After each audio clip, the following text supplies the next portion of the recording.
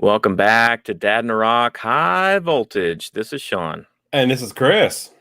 Hey, we're here once again. It's Friday, 10:30 p.m. Here to talk about something I've been waiting for all week long. Dropped on the streaming services today. Animaniacs, brand new Oh, on Hulu. oh, no. The bottom of our screen here doesn't say anything about Animaniacs. Oh, that's right. We're doing the Mandalorian, aren't we? My Yeah, bad. maybe we'll talk about the Animaniacs later. But Oh, it's sorry. the Mandalorian. It's time for Mandalorian. The Macho Um, Mandalorian. uh, okay, guys. anyway, Before we get started here, we do this every week. We have the other 3 episodes on YouTube here for you. Go ahead and check them out. Hit that like button. We go on here, like I said, do this, talk about it, have a little fun with it. We're interactive. Go ahead and comment. I mean, we'll interact with you, let you know what's going on. But subscribe, like, hit that bell so you don't miss any of the fun here. So we can go ahead and dive into this episode of the Mandalorian, the Siege. I think it was, if it was named correctly. Chapter 12, The Siege, Season 2, Episode 4. So we're moving right along into the second season here. Already 4 episodes in. I can't believe it. We've already been watching the Season 2 for a month now. We'll go over kind of overall thoughts, I think, towards the end here. But once again, it was an episode that it was hard not to talk about throughout the day and text you about. They had some little nuggets of information drop in this episode. I had a hard time with this one. I mean, the other ones I like really love to watch. Maybe we've talked about this back in past shows. Like, a bad pizza still a pizza. Right, It's still right, good. yeah. So, I mean, this one here I had a little harder time with. Besides maybe the last maybe 20 minutes of. I mean, there was some pretty big nuggets dropped at the end of the show. Yeah. But getting there, I felt was almost a little bit of a slog. Oh, really? See, I wouldn't say it was that bad getting there. But I can see where you're coming from, yeah. Honestly, I thought maybe introducing Cara Dune and Grief Karga back into the mix would be more exciting, but it felt a little bit like we were rehashing some season 1 stuff a little bit, where I'm so like jazzed to like, we just saw Bo-Katan last episode. So like I'm ready to like move on to like new things. All of a sudden we're taking a Yeah. step backwards almost. That was my fear. Yeah. My fear was I was so high Right. in the last episode, and I feel like we took a step back, just like we did when episode 1 was so big. Right. Episode 2 was, lower. So it was just kind of, I was almost prepping myself for that pullback, even though I was hoping we wouldn't get it.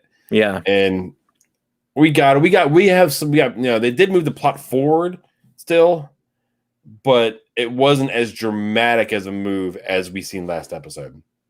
Yeah, and we'll talk about it as far as what this episode does to lead into episode 5, where I assume we'll finally meet Ahsoka Tano. I knew that this episode 4, would not be the one. It wasn't. Mandalorian would not lead you from one episode to the next with that. There's always seems to be like a buffer episode. I'm almost starting to think that we may not see her till like the last episode. Really? I've got reasoning behind that. But we'll talk about that because it has something to do with the way this episode ends. Yeah. And I think it's one way that they can end the season with a bang. But even my eye that is so deep into the Star Wars lore, I had to do a little research to figure out if I seen what I thought I seen. Right. And holy God, if it is what I think it is, wow. But we'll get to it. Cart in front of the horse here. But yeah, that's right. How does this episode begin? Once again, the flyover and that piece of junk Razor Crest just putting along. Yeah, barely. Just barely gets in. The sets down on that planet name. I couldn't remember it earlier. Navarro, thank you. Yeah. And then he couldn't even get the back gate down and get out of it, and he hops out. Yeah, the episode opens up with Mandalorian and Baby Yoda doing what they can as far as like patchwork to try to fix the ship while they're in space. and he put Baby Yoda to work where I guess he can reach parts of the ship that Mando can't. So he Oh was yeah, trying desperately. No, put the red wire back where the blue wire was. But he was, I mean, Baby Yoda's a baby. yeah. I almost forgot. Yeah. Then he's like, "Don't touch them together," and he hits them together and smoke. It's like, "Are you okay?" But Yeah. it was worth a try. That's why you don't ask a toddler to do electrical work. Yeah, don't stick that fork in that outlet. I mean, that's pretty much what he was telling him to do. Yeah, there was also a brief scene where they were taking a little lunch break, having some soup, and you see the Mandalorian kind of lift up his helmet a little bit to drink some of that soup they were going, and Baby Yoda was like looking up at him, like trying to get a peek under the helmet. So I don't know if that's to hint towards any sort of a lightening of Mandalorian's creed or decree here, where he never takes off his helmet since the last episode, and he actually saw some Mandalorians that do, and they're still Mandalorians. Yeah. I don't know if that's character growth or the guy just needed to eat. He probably always does that when he needs to eat some soup. Oh yeah. I mean, when he's got to eat or drink or so, he's got to have it off. Right. Just not when people are around. And I mean, Baby Yoda. I mean, I would figure he would feel fine taking it off around him, but I guess don't know. not. I don't think so. Yeah, but that's. I mean, it's one thing for him to always eat while or always take off his helmet while he's eating, but it's another thing for the show to show us that. So I don't know if that's just a glimpse into him kind of softening his stance on that. But anyway, that was just a small part. They get the ship going enough to kind of limp along, and Mandalorian decides that they're never going to make it to this other planet where Ahsoka Tano resides. With the shape that the ship is in. So they take a detour to Navarro. Luckily, I guess they were close enough to make it to Navarro, where he knows that the leaders there are going to be friendly to him.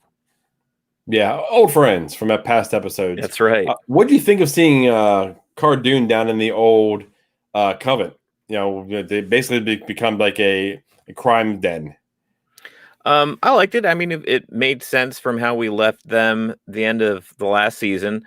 It was pretty much Grief Cargo was sweeping up all the remnants of, he already had kind of a leadership role with the Bounty Hunters Guild there on planet. And once you kind of clear out the corruption, there was a vacuum of power, and Grief Cargo would be the kind of character to know how to get into that, He's spot. Step right into that role. Right. So, I mean, it made sense to me in the way that he and Cara Dune, teamed up with Mando last season. He even said something about Cara Dune, joining up with him in that final episode. So to see her be the Marshal, which is funny. Which was, the minute they said the Marshal, I thought of the Marshal. Yeah. But yeah, she has a bit of character growth here in this episode where we leave her in an interesting spot at the very end. But I liked it. I mean, she can handle herself and she can beat up some bad guys. Very clearly can handle themselves. Yeah. I mean, there's no doubt about that. I thought it was funny how Grief Cargo was like, oh, and then there's the child. Right. He like reaches for him, and Mando doesn't keep him from actually taking him, and he's holding him, and it was like he was seeing his grandson or something. He was he's walking with him back. Yeah, exactly. they take him to that school. I'm like, oh, this is kind of the change of the area. You know what I mean? How much it's changed from like a den of just thieves, to like where they're actually seeing, growth, commerce happening, everything. They're seeing the planet actually thrive since the Empire's basically been beaten back. Yeah, a lot of changes to Navarro. I couldn't tell. I'm thinking that new schoolhouse was supposed to be some other. Was that the den that the bounty hunters would go to, like that bar area? I think it was. Yeah, they converted it to a school. Yeah. And then that street that the bounty hunters were chasing Mandalorian, and they had that big kind of street battle towards that in that one episode. I guess it's been converted, and now it's a thriving marketplace. So a lot of changes to Navarro. It seems like changes for the good. Let me see. Did you see the mark above the door? No, I did not. Did you notice the mark above the door? I did not. Mark above the door. Jimmy, go ahead and let us know what mark that you saw. Yeah, we must have just kind of missed that one there. So many details, man. Yeah, it's packed in a half-hour episode.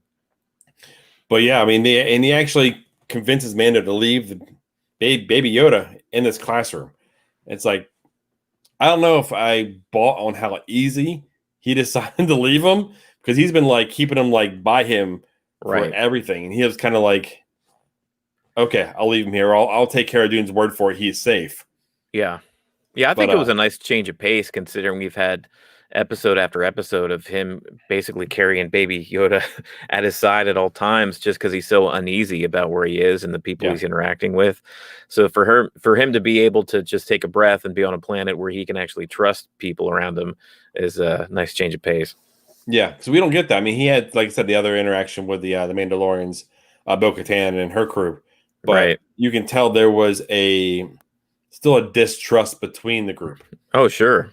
Yeah. Uh, the character growth between, just the relationships between Cara Dune, Grief Karga, and the Mandalorian, it's already had its like infancy, so we're past Right. that. So when they see each other, they're happy to see each other.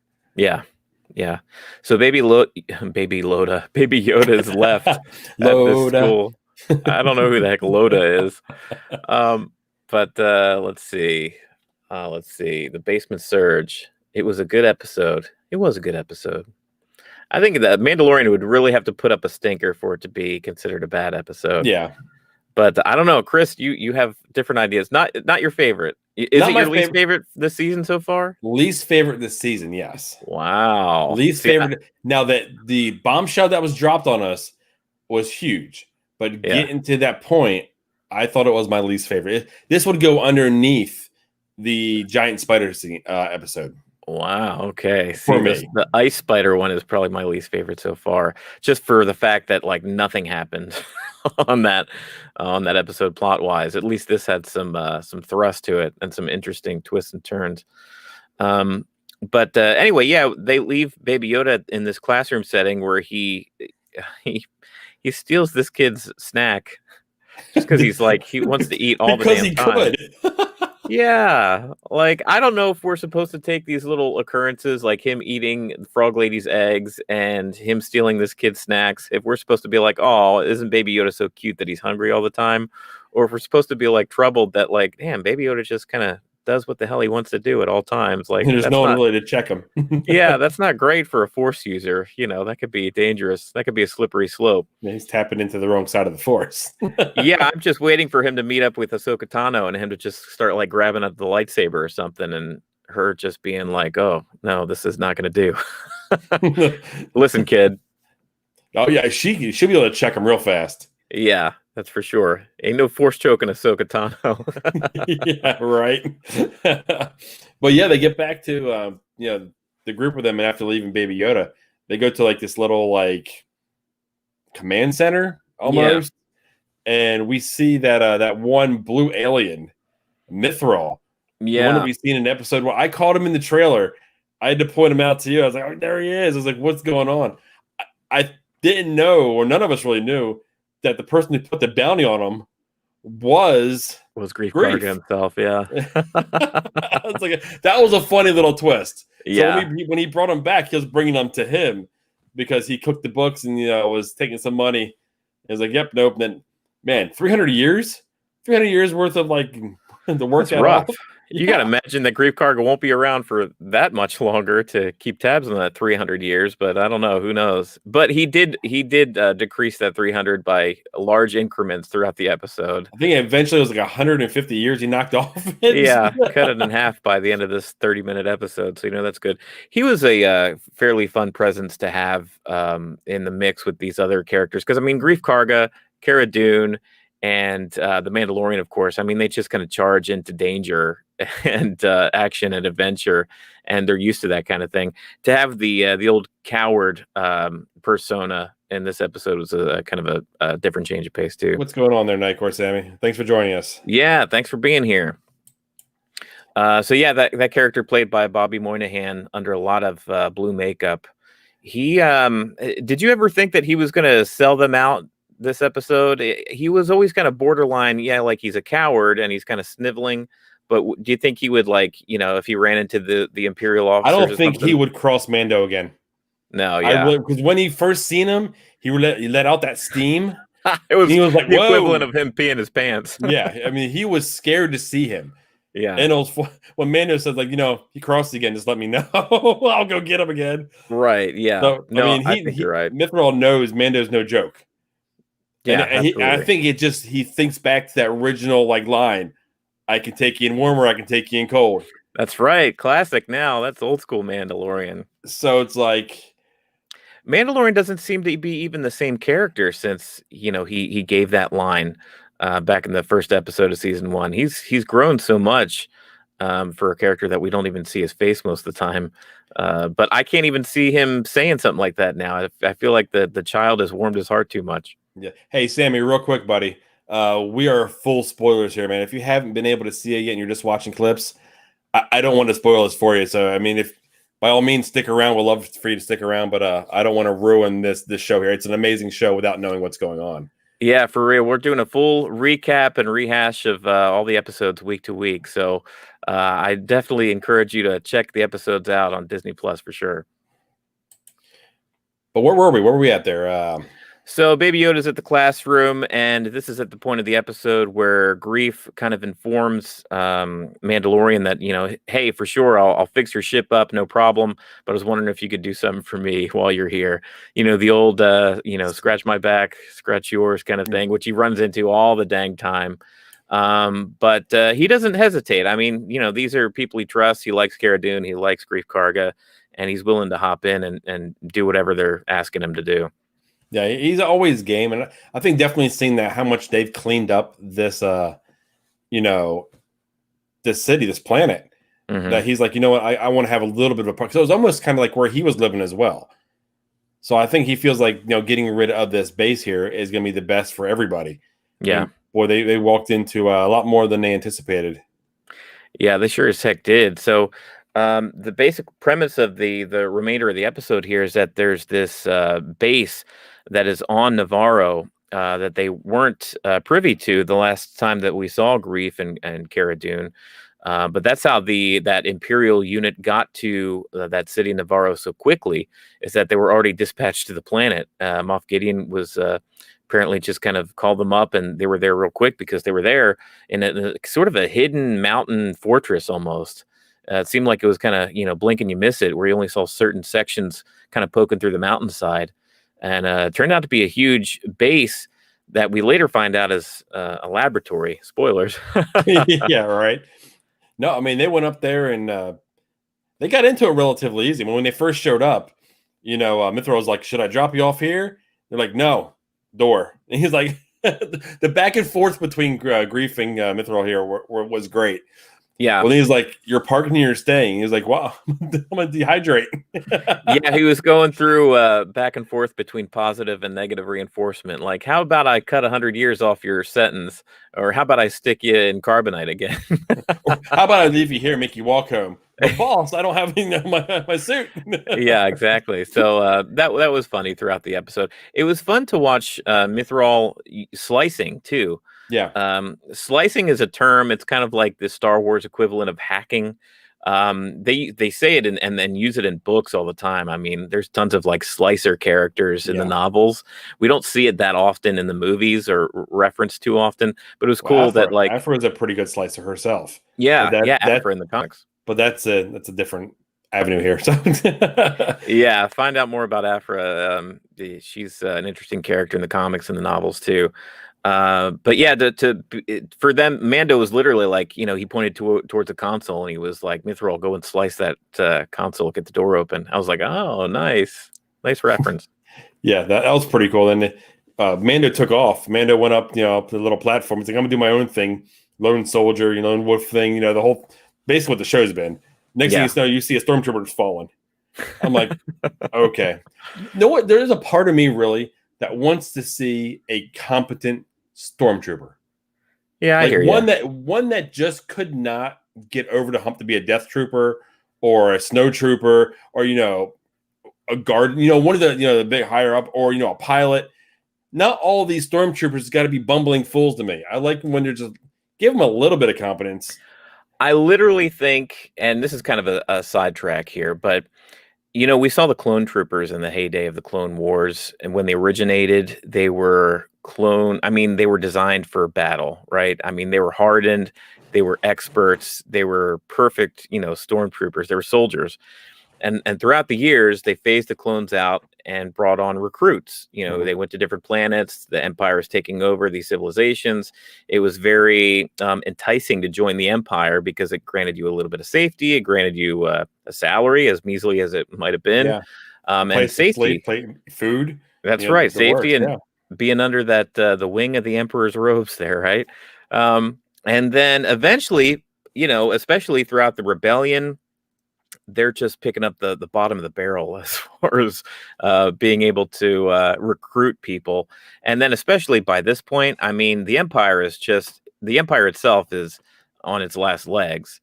So my assumption is, when it comes to these stormtroopers who are literally the kind of the bottom of the barrel when it comes to your foot soldiers and your staff as soldiers, we're at a point in time where even the worst of the worst, you're the bottom of the barrel there. So I can see why a lot of these stormtroopers are just at this point in the Star Wars history are just nothing. There's nothing left of them. Yeah. But spoiler alert again, we'll see some maybe different looking troopers that might be a bit more effective towards the end of this episode. Oh yeah. Oh boy. But Yeah. I mean, moving forward here, basically Grief Karga, Cardoon, and Mando just kind of walk through this base. It doesn't matter how many stormtroopers are in their way. They just blast them down and keep moving. That old Star Wars trope, man. You see it in every movie and film, and it's just like your three main characters who have the cloak of invincibility on them, just going through the hallways, blasting left and right, and getting headshot not after missing. headshot. They're not the getting stormtroopers hit. just can't hit anything. But I actually got some A New Hope vibes when Grief Karga and Mando were like just going through these when they were Imperial trying hallways. to rescue Princess Leia. Exactly. It felt to be like Han, Luke, and Leia like running through the halls of the Death Star. It gave me some A New Hope vibes. Wait for them to dive into a trash compactor. Yeah, or to turn a corner and you see just a platoon of troopers on the other side. And they just turn around, trying to run the other way. Yeah, exactly. It gave me those vibes for sure. It was fun. No, I got this whole episode here. I got big Rebels vibes. Yeah, that's throughout the whole episode. I felt, from basically beginning to end, it just felt like they just switched out the characters from Rebels for the Mandalorian. But right. That wasn't my problem with the episode. But I hope not. I thought you liked Rebels. Oh no, I loved Rebels. Yeah, but yeah, they finally get to that core reactor in the center of the base, and once again, we're putting Mithril to work. He slides out there with. Okay, so you put the character that is sensitive to heat, apparently doesn't like heights, and just a general coward. On this little platform, with no handrail. Yeah, it's even worse than when Obi-Wan was in the Death Star and didn't have railings, and he was hopping on that same sort of control panel. I don't know why the Empire decides to put these control panels on these cylinders that are out in the middle of nowhere with no railings or anything. Seems pretty dangerous to me. But let's see. Blue Harvest reference, Jimmy says. Maybe Blue Harvest, was that the marking that you talked about earlier? I don't know. I know Blue Harvest was the working title that they named Return of the Jedi. Or no, they named Empire Strikes Back as they were filming Blue Harvest. That was the name that they had on like the marquee and the director's chairs and stuff to make sure that nobody knew that they were filming the sequel to Star Wars. Oh, the Family Guy reference. Oh, Family Guy. That's Blue Harvest is also what they called those Star Wars episodes of Family Guy too. But yeah, Jimmy, you're derailing us. Good job. Usually it's me. Yeah, good job, buddy. Let's see. I'm trying to see here. So, they're moving through this facility. Yeah. And they get Mithril to basically, he successfully slices into the facility and this place is going to go boom in 10 minutes. Yeah. I like the 10-minute countdown that no one's keeping track of. It's just 10 minutes. Right. Also, they run into all these problems, and no one's blood pressure is going up because they still have 10 minutes. We're good. Yeah, exactly. So they run into some resistance, of course, trying to leave the facility. It turns out there's more people in here than maybe they bargained for. And as I don't know what happens, they slice into some doorway and they go into some room where all of a sudden they realize this is not just like a fort. This is a laboratory. This is a lab, yeah. Now because there's the operators of it. I don't know if they were scientists or whatever They had that start same trying to Camino symbol. destroy it. They had the same Camino symbol patch on their arms that Dr. Pershing did last season. Okay, nice. I didn't Yeah. catch that, but yeah, they start destroying it, and they get off pretty quickly. I mean, after they take a couple shots at the panel, but they look around, and it looks like to me that they were trying to. What I got from that portion of the episode, so we're trying to infuse the Baby Yoda's blood with the Mandalorian the Metachlorians. Midichlorian. Yeah, some kind of calorians. Going back to episode 1, man, we're talking about those things again. Yeah, they never say the word midichlorian in this episode. They just say M levels or M count. And but you know what they're talking about. Yeah. I guess they were trying to make these people like force sensitive with the blood. I mean, that was my thinking. At first blush, I thought maybe they were. I mean, you see the tubes with like beings inside. You see the same kind of tubes in Palpatine's lair in Rise of Skywalker, where you see Snoke. So clone, something to do with cloning, man. We saw cloning hot and heavy in Attack of the Clones era, prequel era stuff, right? Yeah. And it kind of disappeared from the rest of the Skywalker saga. But here we are, like Rise of Skywalker brought the idea of cloning back, and it's definitely what's going on here with these guys with the Camino patches, with the reason why they're trying to steal Baby Yoda to begin with. Has something to do with cloning and using the midichlorian count from Baby Yoda's blood to inject that into something. Who knows? Yeah, don't know what's going on. Apparently, other people or bodies have been rejecting it. It's been nothing successful. Yeah, it really makes you wonder how deep or what is really going on with this. Are they trying to make Snoke? Are they trying to? Is it go high up as trying to clone Palpatine himself? Yeah, is this coming from the messenger? The robot of Palpatine. Right? Is it coming from him? Yeah, because in this point, that messenger has already been delivered to all these vessels from the Empire. Yeah. So I mean, like what's her name? Sly. Man, I can't think of her name. She's in the Aftermath characters. Yeah. I don't remember their names at all. Man, I'm Sloane. There it is. Oh, General Sloane. Yeah, General Sloane. At first thought, I was about ready to geek out. I thought that was her. Oh, when that female then I was like, came it's on. not, because she's in a whole different area. Right. She's a little bit further down. Yeah, she probably wouldn't be old enough at this point, but yeah, I had that same feeling too. Freak out for a second. I was like, oh, it's not. Yeah. I thought that would be so cool if she was in, because everyone's jonesing for her to be in some type of live action. I think she's like the only main Empire character that hasn't made some type of appearance. Yeah, and she's pretty, as far as the novels go, General Sloane is fairly important when it comes to the transition between Empire to First Order. Yeah, this is the time frame she's huge in. Yeah. Well, I would not be shocked at some point during this series, on however long it runs. Right. We have to have some type of encounter with her. Yeah, I think we will. When we leave the Aftermath book, she goes off to kind of the outer section. What do they call it? Not the outer rim, but kind of beyond the outer rim. Unknown sectors of space. Yeah. But anyway, besides, that's a character you guys may not know about, but she's in the books and she's pretty cool. She's an amazing character. Look into her. Yeah. That Aftermath series was one of my favorites. Get the Audible books.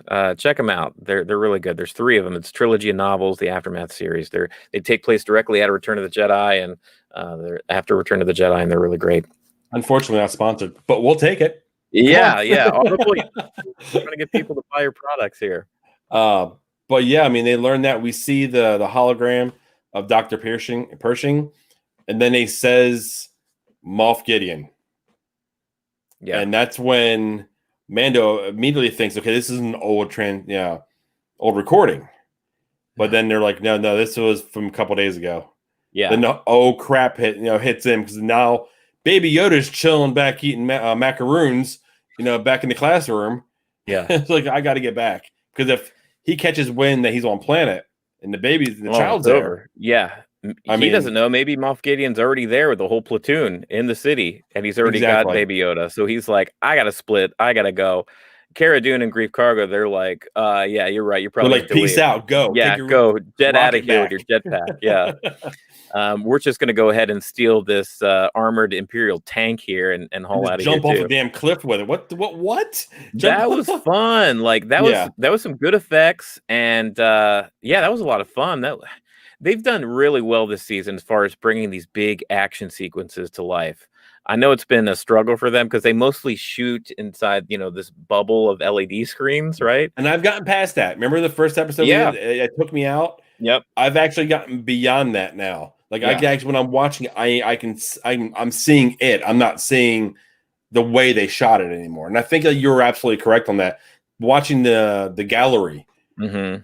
when I was basically, it opened everything up to me and it let everyone know how they were shooting it. Right. That first episode back, that was the only thing I seen for the first, little bit of the show. And now I'm just letting it blend. I'm letting my eyes just kind of blend it in. Yeah, I'm amazed by the effects in each and every episode. I mean, the crate dragon from the first episode of the season, the giant ice spider, and all those little spiders, and just everything. And this action sequence where they're tearing through this canyon and being chased by 3 TIE fighters. Yeah, Jimmy. Yeah, the armor and the way these stormtroopers look on their speeder bikes, it looks great. When they were coming down that hill, and it was that whole sequence was amazing. Yeah, it was really cool, and it was fun. We've never seen troopers on these speeder bikes. Usually, we've seen them go through the forest on Endor and stuff, like flat Yeah. terrain, weaving in and out through trees. Never have them go down a mountainside before, so that looked pretty treacherous, considering Yeah. 2 of them smacked into each other. Well, I mean, they're wearing white. It just kind of has to happen. That's right. They are stormtroopers. They're the clowns. Got Not dunce very caps good. on. But yeah, But enough of them got through to go ahead and give them a hard time. yeah. And then once they dispatch those, guys on the ground, they start getting chased by 3 TIE fighters in the air. That was cool. Yeah. Okay. Now, just that there by itself, them chasing you, seeing them come in, and Grief kind of shooting at the cliffs, Yeah. trying to knock them. The back and forth between him and Dune was great. Yeah, She's like, yeah. what's going on? Well, you can take a try if you want. Yeah, and it looks so cool because it had like the same targeting system like that the Falcon did in the original trilogy, Yeah. and the same sound effects and stuff. Just very reminiscent of that. But Greef Karga, he takes out one of the TIE fighters himself. But he's still got 2 on his tail. They're chasing this thing. They finally get to the city in Navarro that's, kind of where Cara Dune and Greef Karga call home. And, this whole time as they're being chased, you're like, okay, where's Mando? I thought maybe it would like cut back to Mandalorian picking up Baby Yoda and us finding out that maybe Moff Gideon was already there or something. But no, a surprise, off screen, Mando goes ahead and grabs Baby Yoda, grabs the fixed Razor Crest that can now fly like a bird, and, takes these 2 TIE fighters out in glorious dogfighting fashion. Okay, so this is where my issue begins with the episode. The Razor Crest is a hunk of junk. No matter how nice it is, it's a hunk of junk. Yeah. The advantage TIE fighters have over X-Wings, which are miles better than the Razor Crest is the agility. Yeah. They can move in and out. I mean, they don't have shields. They have all this stuff to make them lighter and more agile than all these other fighters. How does Barge take out 2 of these TIE fighters? That's where I'm like, I don't know, man. I don't know. The Falcon got away with it, even though the Falcon was a hunk of junk, but it also had a lot of special modifications that Han Solo put in throughout the years, and it had ways. And plus, we're just supposed to believe that Han Solo and Chewie are just, great pilots, and that's what kind of Jimmy's referring to here. I guess we're just supposed to, assume that Mando is just a fantastic pilot. No, I always love the straight up kill the engines and kind of swan dive backwards. Yeah. That cinematically, that always looks amazing. And I thought that was cool. But I mean, and at the same time too, he takes down that one TIE fighter, and then there's just the one left, and they're basically just like flying towards each other, shooting at each other. I don't know who that TIE fighter pilot is, but that's not how you use a TIE fighter.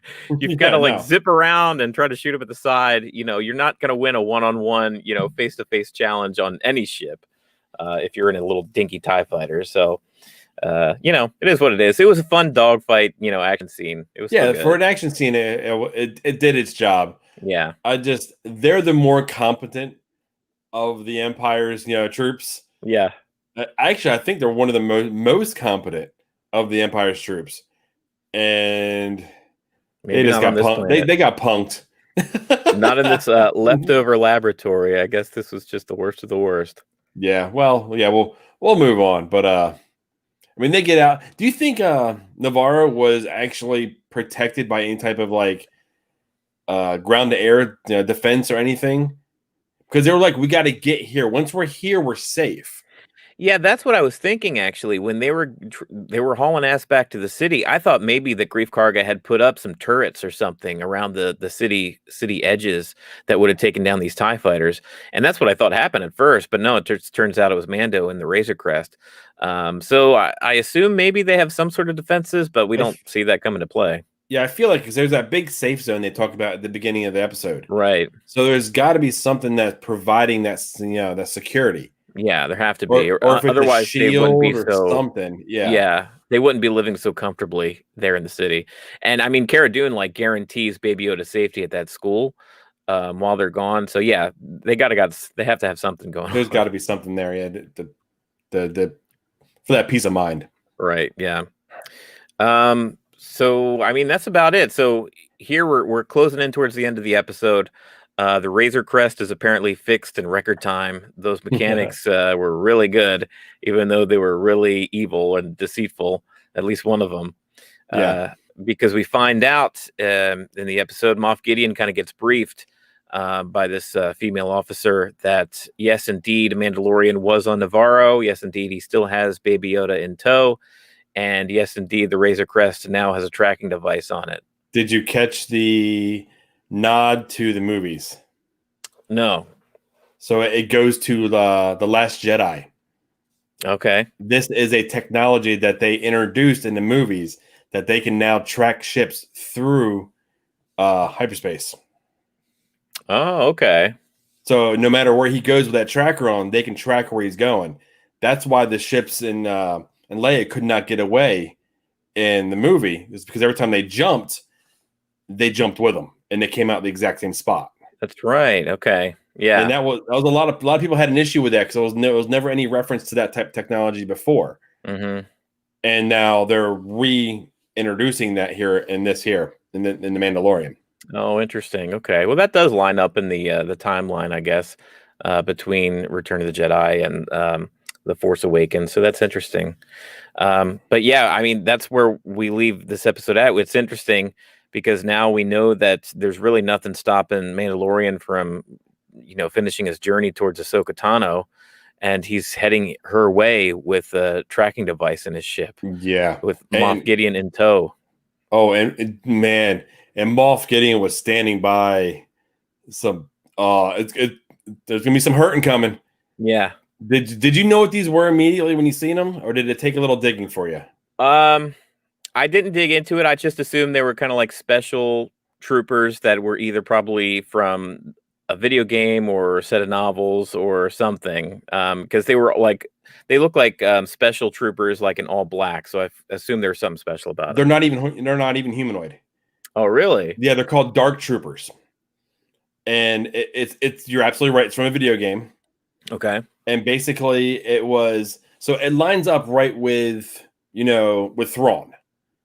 Basically, that program was going on when Thrawn was trying to go ahead and get his starred TIE Defenders, were they Mm-hmm.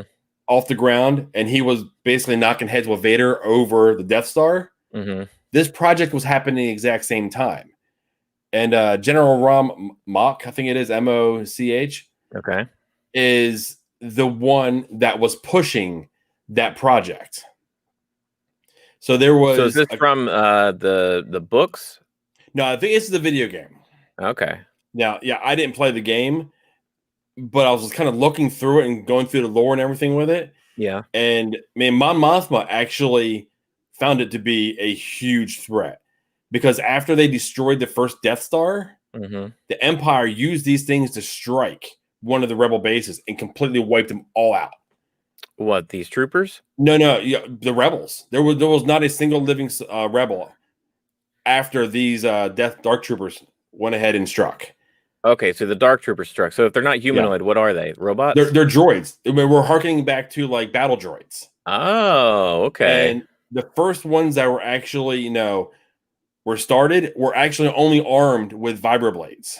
Okay. So like phase 2, they started getting blasters, and you really can't stop these things. They're almost indestructible. Okay. But when Mon Mothma sent that guy, I forget his name was Mock. No, Kyle Katarn to destroy the program. He actually did wind up killing Mock and ending the program. And once those two died, since Vader wants the Death Star, that program was gone. Okay. So no more money was put into that program, just like Thrawn's pet project. Right. So you had two brilliant guys, Thrawn and this Mock guy, that did not believe in the Death Stars. And those two projects went away. The Death Stars went boom, Empire crumbled.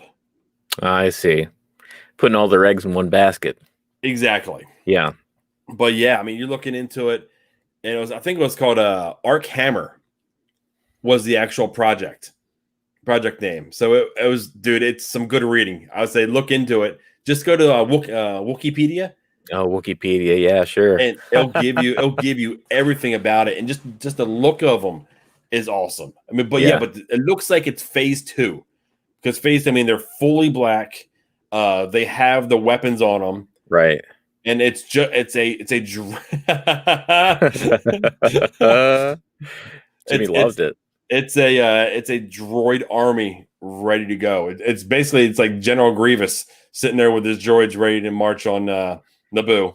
Well, that's very cool. That kind of, hopefully that alleviates some of your stress about these damn stormtroopers and how awful they are. If we get to see these Dark Troopers in action against Ahsoka Tano, possibly. Well, yeah, that's okay. So earlier, I kind of said something like, I don't think we're going to see Ahsoka earlier. Yeah. I think that's the season finale. I think they finally get to Ahsoka, and Ahsoka is the one that bails them out from these Dark Troopers because blasters won't stop them. A lightsaber will chop them down.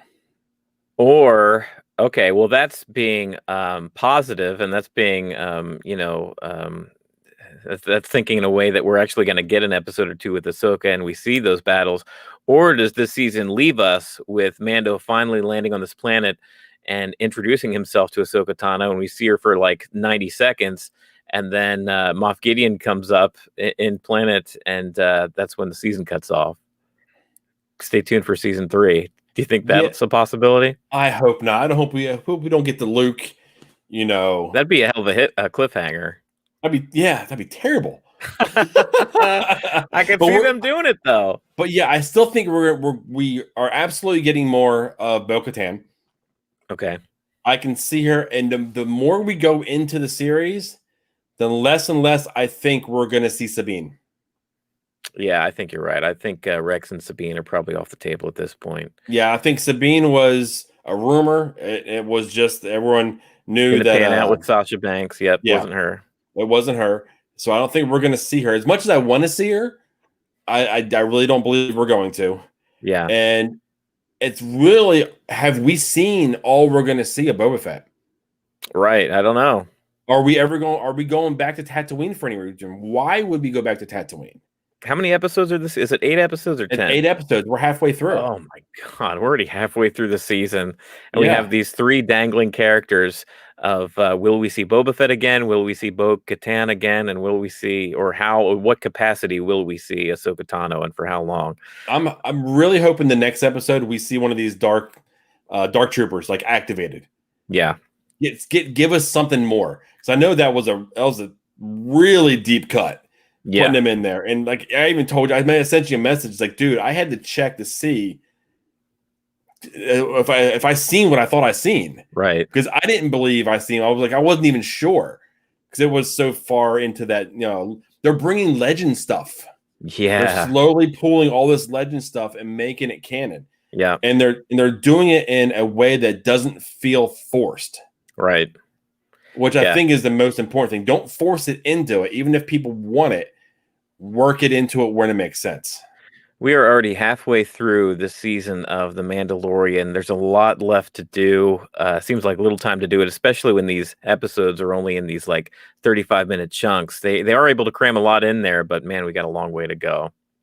Okay, man. Well, for an episode I didn't think too highly of, the end of it I started, you can tell when I liked the episode Yeah. and when I wasn't so hot on the episode. Started off kind of slow for you, right? Ended with a bang. With a bang. But I feel like this episode was it was leaps and bounds above the Ice Spider episode, because I knew, that he wasn't going to get to Ahsoka this episode.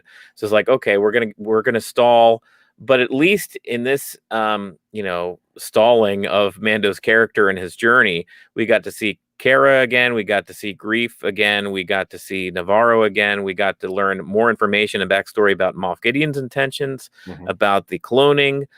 He put a tracker on the Razor Crest, which is a new kink. As we far as the forgot plot. to talk about Cara Dune, and she's from Alderaan. Yeah, we actually found out that last season. That was a character point that we knew. Did that we? She was, okay, maybe I just forgot it. Maybe it felt like it was new when he was talking to her. Yeah, but I think what we were supposed to take away from that scene was that she was giving it serious thought about maybe leaving Navarro and then joining the New Republic. Yeah, because when you dropped actually like a badge or like an insignia, almost like what her rank was when she was a member of the rebellion. Yeah, it was basically like an open invitation. Like, hey, you're a badass. You can still do a lot of good out there. So if you ever want to leave this rinky-dink planet and come play in the big leagues again, go ahead. So how do you think Carl Weathers did directing? Started with a fizzle, ended with a bang. Jimmy, I thought it was really good. I don't know Carl Weathers' directing experience. I did hear that he directed this episode, and it was kind of a point for him to do so, agreeing to do the show as a whole when he was originally talking with Jon Favreau, and he brought it up to Jon Favreau last season. And Favreau, good enough to his word, he was like, all right, yeah, let's take a shot. Because Favreau, he's a director himself and an actor himself. So he knows what it's like to make that transition. So, yeah, I think Carl Weathers did a hell of a job. I'm a fan of Apollo Creed, man, and Grief Karga and Carl Weathers. He's great. I fall in that same category. I'm just being a pain to be a pain. I'm good at that. One more thing we didn't touch on. Baby Yoda, woo! Arms up and flipping around. Like he's on a roller coaster? He's on a roller coaster in the Razor Crest. Yeah. Then he pays for it. Then he pukes all over himself. Too many of the macaroons. Yeah, I'm lucky that I never got sick or you never got sick riding those wooden roller coasters back in the day that beat the hell out of us. Oh, man. That's what it reminded me of. Yeah, no, it was funny because he was specifically told to hold on, and he lets go. Does the exact, what every toddler would do, the exact opposite what you're told to do by your parents. Yeah. So do you think we're actually going to see Ahsoka Tano next episode? Or is it going to be one more delay where he doesn't get to her? My head said it's a season finale. So you think your episode 8 is when we're going to see her? The more and more I think about it, the more and more I think it's going to be another 3 episodes before we see Ahsoka Tano, or we see her at the end of 7, which is setting up 8. I hope you're wrong, but maybe, yeah. Because we still need more with Bo-Katan and everything about the Darksaber. So there's still more story that needs to move forward with characters we already know and have been introduced to us before we're given a character that we know, but the series doesn't know. Here's how I hope it plays out. I hope he actually gets to Ahsoka Tano next episode. We have sort of a slower episode where they have nice conversations and we learn a little backstory about where she's been, what she's been up to.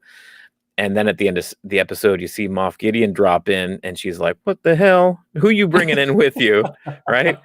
And then that leads into episode 6, 7, and 8, where we see everybody come back. Now it's a standoff. Dude, you're setting yourself up to be disappointed. Now we see Mandalorian. We see Bo-Katan come back and swoop in like the cavalry, and that would be my preference. Dude, they're playing the long game here. Yeah, they're not playing just this season or last season. They're playing next season and the following. I mean, there is a long play. I mean, Favreau is a part of the Marvel decade play. Yeah, he knows. So he knows once he gets his hooks in you, you're going to stick around and you're going to see this thing out. So he's going to give us enough to keep the fans happy. Right. Not too much, but not, too little. So they're going to keep us on our edge. They're going to keep us, talking about when are we going to see Ahsoka? When are we going to see, Ahsoka and Moff Gideon face off and see each other? Or, all those storylines that we know are there. We have all these threads that are kind of untied. And I think we're not tying them all in this season. They're just going to keep going. And I think they're going to be starting shooting the next season here within the next few months. Wow. So they're already, they're on pace to go ahead and release next season the same time these ones have been released in October. Yeah. Well, I think that's going to do it for our recap and review of The Mandalorian Chapter 12, The Siege, Season 2, Episode 4. Looking very much forward to Episode 5. Go ahead and check us out on Dadnarok.com. We've got an audio podcast that we also release every week that's different from our Mandalorian reviews here, our live high voltage show. Go ahead and find links to past episodes. You'll find links to our social media pages on YouTube, Facebook, Twitter.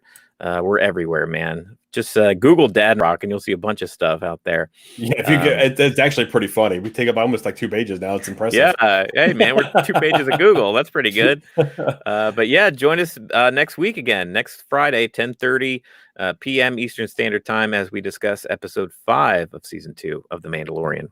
Okay, guys. Well, that's a good spot to say. Dadnarok High Voltage is signing off. Catch you guys next week. See ya.